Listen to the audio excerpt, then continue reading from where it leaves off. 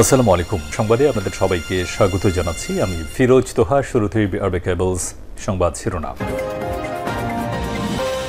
জানিয়ে দেব এই মুহূর্তে হাতে পাওয়া সর্বশেষ গুরুত্বপূর্ণ আপডেট বাংলা সংবাদ।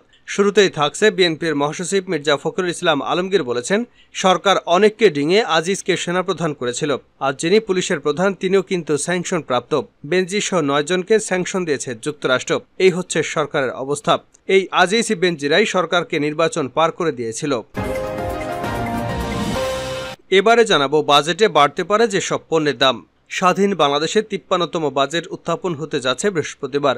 সুখী, সমৃদ্ধ, উন্নত, স্মার্ট বাংলাদেশ বিনির্মাণের অঙ্গীকার স্লোগানে 2024-25 অর্থবছরের জন্য প্রস্তাবিত বাজেট উপস্থাপন করবেন অর্থমন্ত্রী আবুল হাসান মাহমুদ আলী। আয় ব্যয়ের বিপুল ঘাটতি তোয়াক্কা না করে প্রতি বছরই হুড়হুড় করে বাড়ছে বাজেটের আকার। প্রিয় দর্শক, কোন কোন পণ্যের দাম বাড়ছে জানাবো বিস্তারিত, সঙ্গেই থাকুন। এদিকে ভোলা লালমোহনে উপজেলা চেয়ারম্যান প্রার্থীকে চড় মারলেন উপজেলা আওয়ামী লীগের সাধারণ সম্পাদক ফখরুল আলম হাওলাদার। প্রার্থীকে চড় মারার একটি ভিডিও সামাজিক যোগাযোগ মাধ্যমে ভাইরাল হয়েছে। জানাবো নোবেল বিজয়ী অর্থনীতিবিদ ডক্টর মোহাম্মদ ইউনূসকে অপমানিত করা দুরভিসন্ধি সরকারের নেই বলে জানিয়েছেন আওয়ামী লীগের সাধারণ সম্পাদক এবং সড়ক পরিবহন ও সেতুমন্ত্রী ওবায়দুল কাদের। এবারে থাকছে বিএনপির সিনিয়র যুগ্ম মহাসচিব রুহুল কবির রিজভী বলেছেন, আওয়ামী লীগ সরকার গণতন্ত্রকে এমন এক পরিস্থিতির মধ্যে নিয়ে যেতে চায় যেখানে গণতন্ত্র বলে এদেশে আর কিছু থাকবে না। গণতন্ত্র এখন গোরস্থানে। এবং সর্বশেষ জানাবো আন্তর্জাতিক সংবাদ।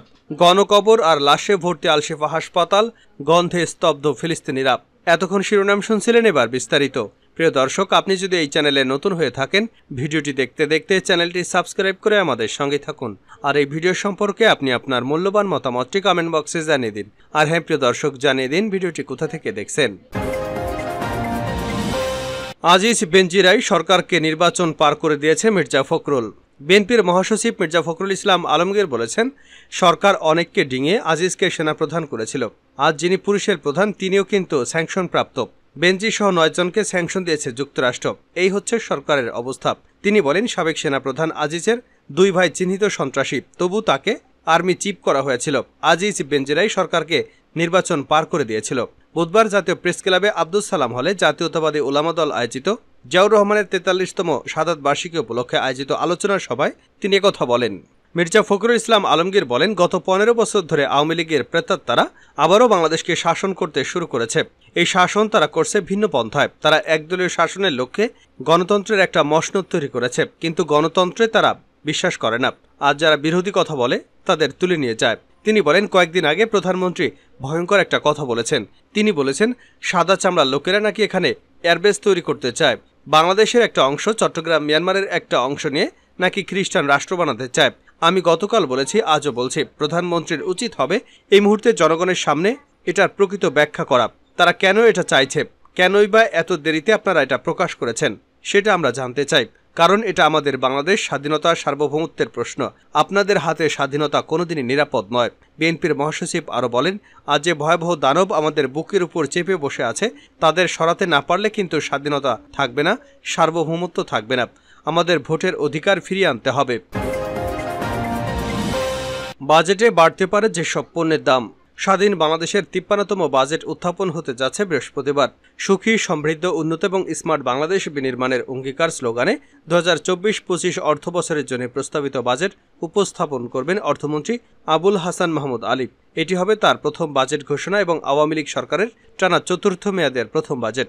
আয় ব্যয়ের বিপুল ঘাটতি তোয়াক্কা না করে প্রতি বছরই হুড়হুড় করে বাড়ছে বাজেটের আকার। এর প্রভাব পড়ে দেশের সাধারণ মানুষের উপর।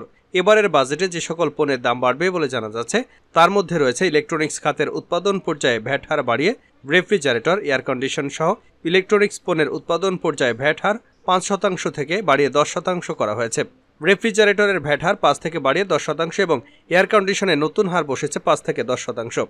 একইভাবে রাইড শেয়ারে আরোপিত 7.5% ভ্যাট বাড়িয়ে এবার 15% ভ্যাট করা হতে পারে। এতে রাইডে চড়ার খরচ বাড়তে পারে। বাড়ছে মোবাইল ফোনের কল চার্জ। বর্তমানে গ্রাহকেরা 100 টাকা দিয়ে মোবাইল রিচার্জ করলে ভ্যাট এবং সম্পূরক শুল্ক বাবদ কেটে নেওয়া হয়। তারপর 73 টাকার কথা বলতে পারেন। আবারও সম্পূরক শুল্কে 5% বাড়ানো হলে গ্রাহকরা 100 টাকার মধ্যে 69 টাকা 35 পয়সার কথা বলতে পারবেন। গাড়ি আমদানিতে শুল্ক দিতে হবে সংসদ সদস্যদের। বর্তমানে সংসদ সদস্যরা বিনা শুল্কে গাড়ি আমদানি করতে পারেন, তবে বৈষম্য কমাতে এবং সুবিধা বাতিল করতে রাজি হয়েছেন প্রধানমন্ত্রী। 2024-25 অর্থবছরে প্রস্তাবিত বাজেটে সংসদ সদস্যদের গাড়ি আমদানির উপর 25% সম্পূরক শুল্ক এবং 15% কর আরোপ করা হয়েছে। পাশাপাশি হাইটেক পার্কের জন্য আমদানি করা যেসব গাড়ি আগে শুল্কমুক্ত সুবিধা পেত, সেসব গাড়ির উপর শুল্ক আরোপ করা হবে।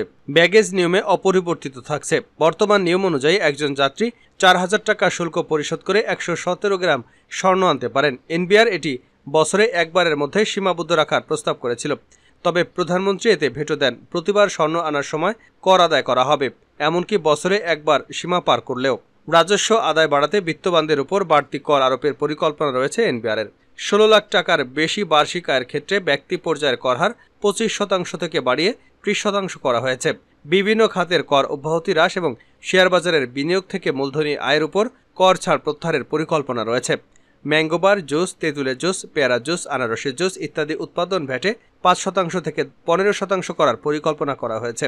রাজধানী ঢাকা সহ বড় বড় শহরে বাসাবাড়ি, অফিস, ব্যবসা প্রতিষ্ঠান সহ বিভিন্ন খাতে নিরাপত্তা সেবায় প্রায় অপরিহার্য হয়ে উঠেছে। এখন এ ধরনের নিরাপত্তা সেবা নিলে 10% মূল্য সংযোজন কর বা ভ্যাট দিতে হয়। আগামীতে বাজেট বাড়িয়ে 15% করার পরিকল্পনা করেছে এনবিআর। মোবাইল কোড সহ যেসব খাতে সরকার জরিমানা বা দণ্ড আরোপ করে, সেগুলোর পরিমাণও বাড়ানোর চিন্তা করেছে সরকার। এছাড়া উড়াল সড়ক, এক্সপ্রেসওয়ে সহ বিভিন্ন সেতু পারাপারে টোল এবং সেবা ও প্রশাসনিক মাশুল বাড়ানো হতে পারে। শূন্য শুল্কে অর্ধশতাধিক পণ্যে আগামী বছর থেকে 1% হারে আমদানি শুল্ক আরোপ করা হতে পারে। বর্তমানে আমদানিতে কোনো শুল্ক নেই এরকম পণ্যের সংখ্যা 329টি। উপজেলা চেয়ারম্যান প্রার্থীকে চড় মারলেন আওয়ামী লীগের সাধারণ সম্পাদক। ভোলা লালমোহনে উপজেলা চেয়ারম্যান প্রার্থীকে চড় মারলেন উপজেলা আওয়ামী লীগের সাধারণ সম্পাদক ফখরুল আলম হাওলাদার। প্রার্থীকে চড় মারার একটি ভিডিও সামাজিক যোগাযোগ মাধ্যমে ভাইরাল হয়েছে। জানা যায়, বুধবার দুপুরে কাপ্পিরিস প্রতীকের প্রার্থী লায়ন হোসেন আহমেদ ফরাশগঞ্জ ইউনিয়নের দিদার মসজিদ এলাকায় প্রচারণা করতে যান। এ সময় উপজেলা আওয়ামী লীগের সাধারণ সম্পাদক ও চেয়ারম্যান প্রার্থী শালিক প্রতীকের প্রধান সমন্বয়কারী ফখরুল আলম হাওলাদার সেখানে যান। ভাইরাল হওয়া ভিডিওতে দেখা যায় ফখরুল আলম হাওলাদার মোটরসাইকেলে করে ওই এলাকা দিয়ে যাচ্ছিলেন। এমন সময় কাপ্পিরিস প্রতীকের প্রার্থী লায়ন হোসেন আহমেদ ফখরুল হাওলাদারের কাছে জানতে চান, আপনি আমার লোকজনকে এগুলো কি বলতেছেন?